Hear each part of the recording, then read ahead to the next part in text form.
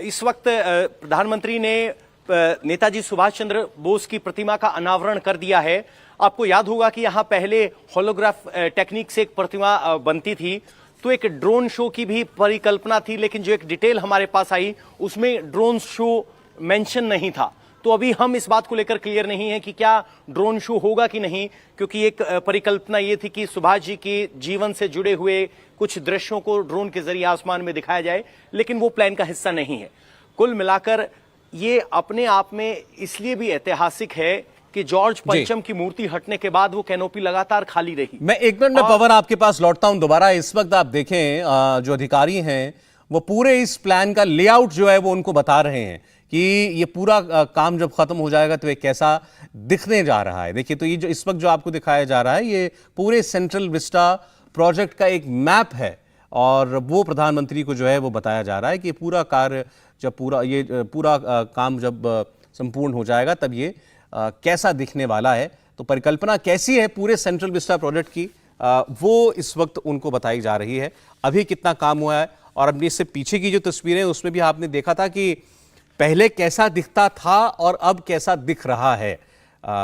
जब राजपथ था तब कैसा दिखता था, और अब जब ये कर्तव्य पथ हो गया है तो कैसा दिख रहा है, वो उनको बताया जा रहा है। एक एक चीज कैसे वहाँ जो लॉन्स हैं वो अब किस किस्म से बनाए गए हैं, कैसे मेंटेन किए जाएंगे, उसकी तस्वीरें जो हैं वो प्रधानमंत्री को दिखाई जा रही हैं। ये पहले की और अब की दोनों की तस्वीरें दिखाई जा रही हैं। देखिए, ऊपर वाली तस्वीर जो है पहले की तस्वीर है, नीचे वाली आज की तस्वीर है। उसमें आपको फर्क जो है वो बिल्कुल साफ नजर आएगा इन तस्वीरों में कि कहां पर किस स्थल पर क्या परिवर्तन किया गया है। और इसी तरीके से देखिए, जैसे नहरों का ही सवाल है, तो पहले नहरें कैसी दिखती थी, अब कैसी दिखती हैं। पहले नहरों को क्रॉस कर कर जाने का कोई तरीका नहीं था, आप एक तरफ से दूसरी तरफ नहीं जा पाते थे। अब उस पर 1 दर्जन से ज़्यादा ब्रिज बना दिए गए हैं। तो अभी नहरों को, जो ये पानी की छोटी छोटी कैनाल्स थी, इनको क्रॉस करने की भी अब वहाँ पर लोग जो है वो कर पाएंगे, सुविधा वहाँ पर है।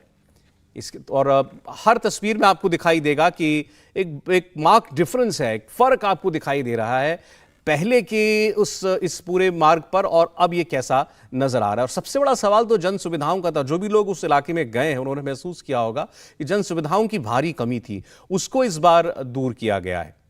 चाहे शौचालयों की बात हो या फिर वहाँ पर खाने पीने का सामान है, उसकी ज़रूरत महसूस होती थी जो लोग जाते थे, उसकी बात हो, लोगों के पास अगर गर्मी का मौसम है तो तपती धूप के नीचे चलने के अलावा और कोई विकल्प नहीं होता था। अब वहाँ कई पेड़ लगा दिए गए हैं तो लोग पेड़ की छांव में चल सकते हैं। जो पाथवेज हैं वो बहुत सुविधाजनक बना दिए गए हैं।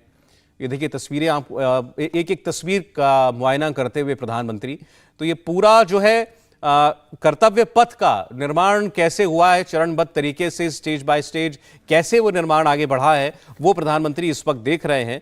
और अब थोड़ी देर में जो है वो इस कर्तव्य पथ को लोकार्पित जब कर देंगे तो उसके बाद ये जगह जो है वो आम लोगों के लिए खोल दी जाएगी।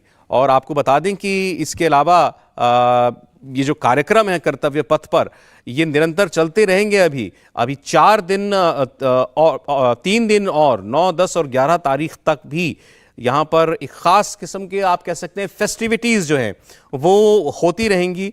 और जैसा अभी पवन भी कह रहे थे, एक ड्रोन शो की भी यहाँ पर तैयारी की गई है। देखना होगा कि आज वो होता है या नहीं होता। एक 10 मिनट का ड्रोन शो नेताजी के जीवन पर आधारित, वो यहाँ पर प्रोजेक्ट किया जा सकता है। और इसकी घोषणा पहले की गई थी, आज वो होता है या नहीं ये अभी देखना होगा। लेकिन आप आसमान में ऊंची उठती हुई तस्वीरें, वो लाइट बीम्स जो हैं वो तो आप देख ही रहे हैं, और जगमगाता हुआ वो कैनोपी जिसके अंदर स्थापित है नेताजी सुभाष चंद्र बोस की 28 फीट ऊंची प्रतिमा, इसका अनावरण अभी प्रधानमंत्री ने किया है। तो इस गैलरी से होकर आगे बढ़ रहे हैं प्रधानमंत्री नरेंद्र मोदी।